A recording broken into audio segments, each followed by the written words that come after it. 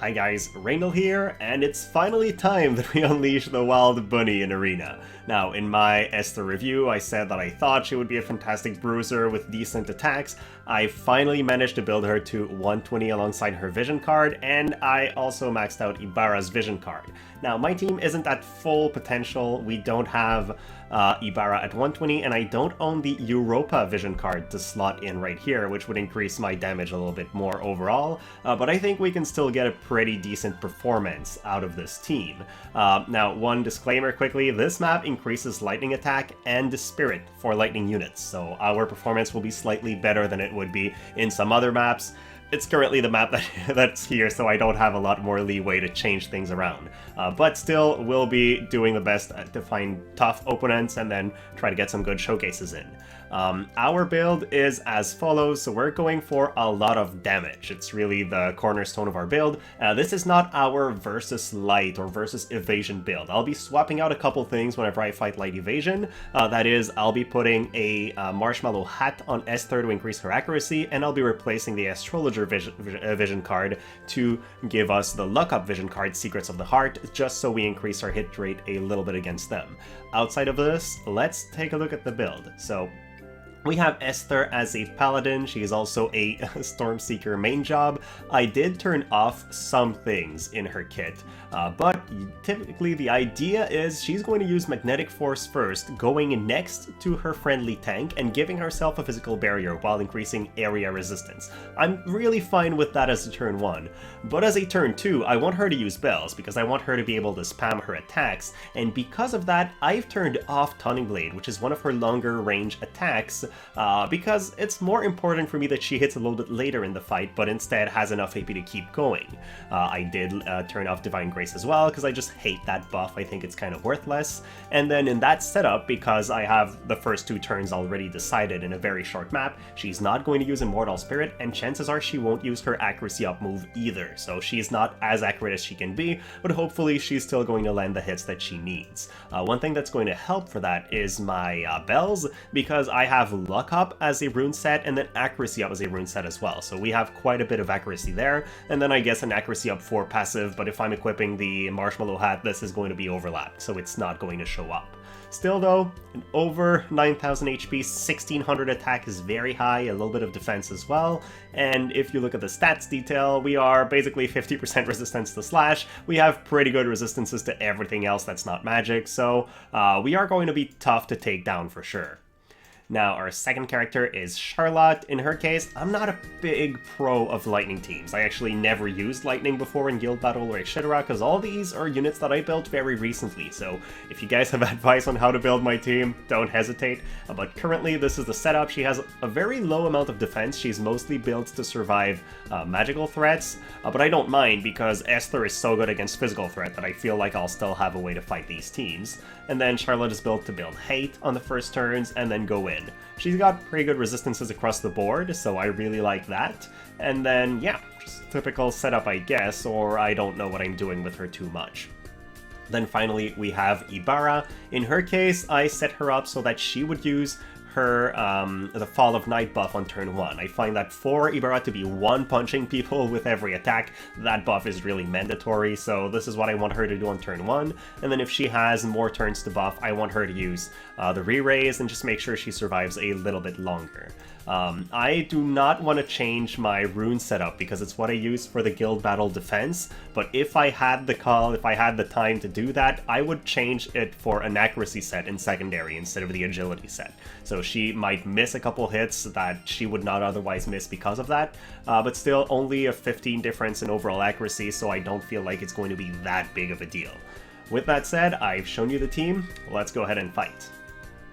I guess the first thing to do is to get obliterated by an Earth team because we are walking into a pure element counter. Now, at least one of their units is not Earth, but still, it's not a matchup I'm expecting to win, and if for some reason we do win it, I'll just say Lightning is exceedingly busted.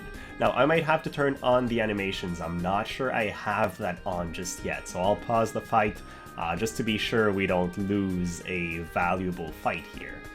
And then let's also hope that it loads, because it seems like it might have crashed during the loading process. Or maybe not, because my FPS is still going. Maybe it just takes a while. Okay, we are good to go.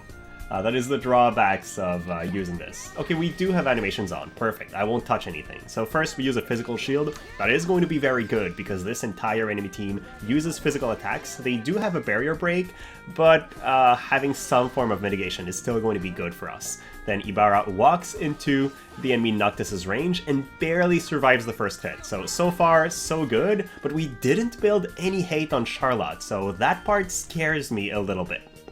Now Esther, our Esther builds AP, and see, their Esther does not have Taunting Blade off, which means she doesn't have any more AP now. She's just wasted her entire pool. Meanwhile, Oberon kind of does the same because he begins the fight with his Limit Break. I think we have a shot here just because our AI is set up to be able to fire more than once, and theirs seems to just blow their load on the first turn. So we decrease the lightning resistance on Noctis, which is going to allow Esther to hopefully finish him off with the next hit, but unfortunately we've lost one of our damage carries in the meantime. Now Esther just basic attacks Noctis to death, one enemy down, and it's Esther against two, including the powerhouse Oberon, who now uses bells, so he is going to be able to spam from now on. Let's see what happens. We use Bolting Slice, which is not a bad hit on both, and they use Stormbrand, which I don't believe is a barrier break, so far our Esther does survive quite well.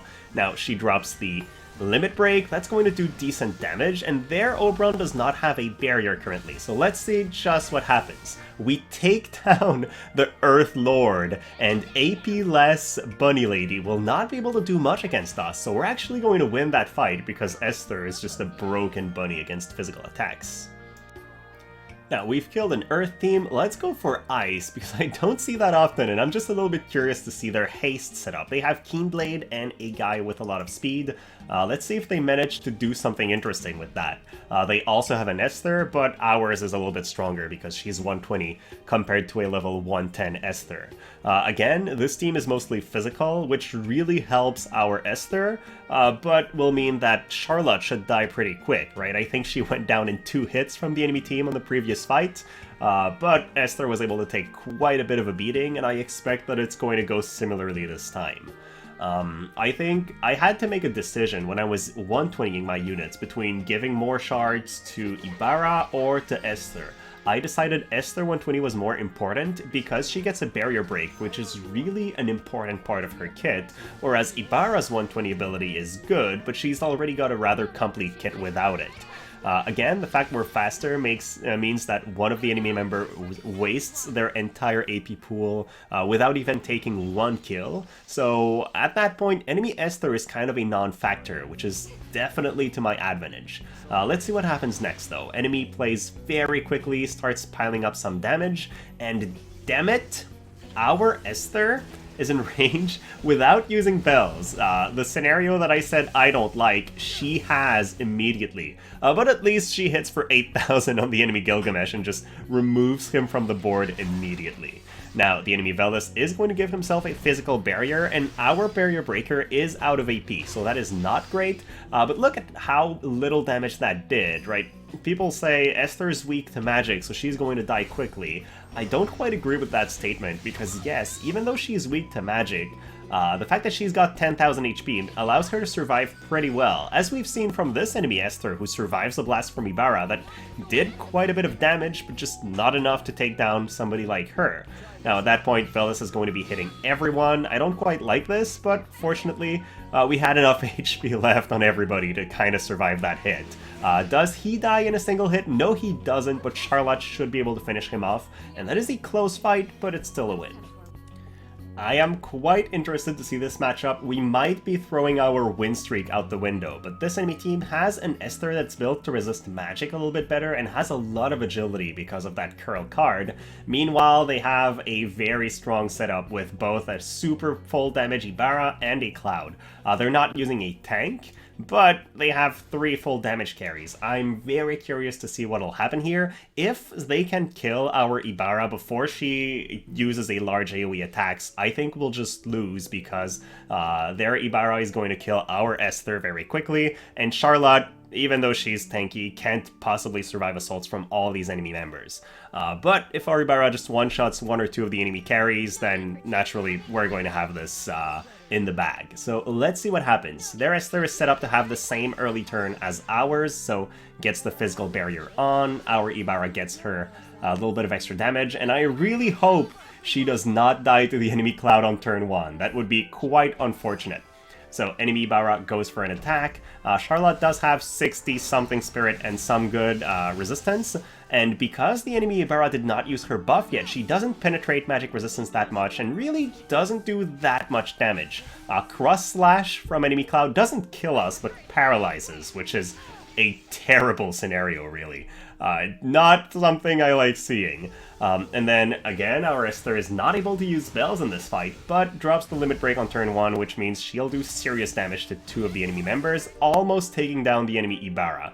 Ours loses a turn, which is really, really bad, and then enemy Ibara goes again before Charlotte goes, which means we don't get to finish them off. At that point, this is going to be a loss. I don't really see how our paralyzed Ibara could potentially win this. So loses 2 turns, and yep, we lose to the full carry team, mostly because our tank just goes down so quick. Maybe I don't know how to build Charlotte, but she seems to die very fast. Now, this guy's playing a full damage ice team, and I'm kind of excited to see 120 Lasswell. It's not something I've seen often, so let's try to go against them and see what happens. I believe if any of Lasswell or Aranea hits my Ibara, she's going to be completely dead. There's no way she survives a hit from either of them. So it's really a matter of who hits first, and then enemy v Salire is a major threat for our Esther, but should not be able to go through our tank too easily. So really, not too sure what's going to happen here, but we get the first turn, so we seem to have a better agility than the enemy team, which also means we're walking into Aranea range very quickly here. Hopefully without a buff, she's not able to one-punch a 115 Ibara, but I would not bet on that. So let's see what happens. Jumps in the air, lands on Ibara, 9,000 damage. Yup, it was not a good start for us.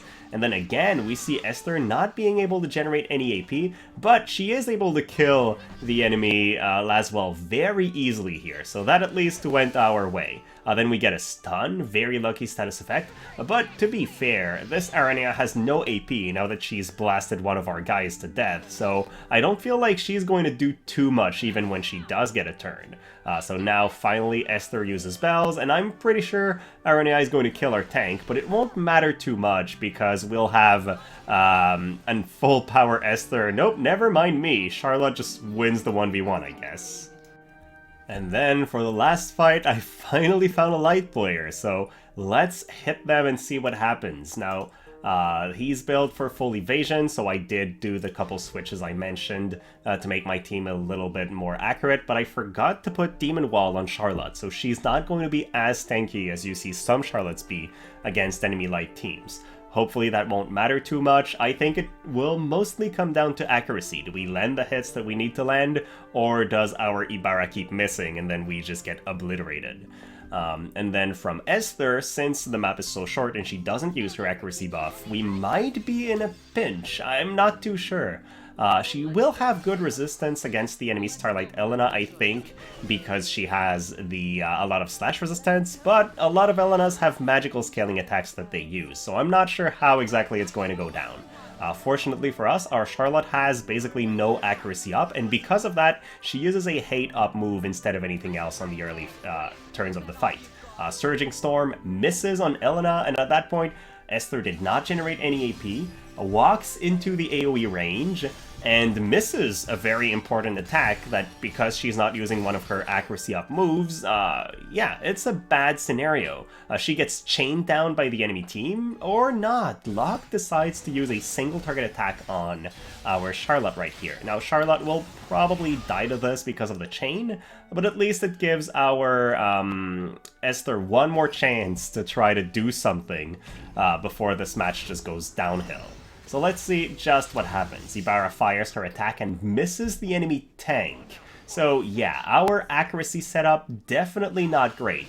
Then the enemy Starlight Elena plays twice in a row before Esther goes, and yep, we did not get to see Esther do much against the light teams, but it does demonstrate that she's not extremely accurate if she doesn't get her buff, and isn't in range to use her 30% up ability.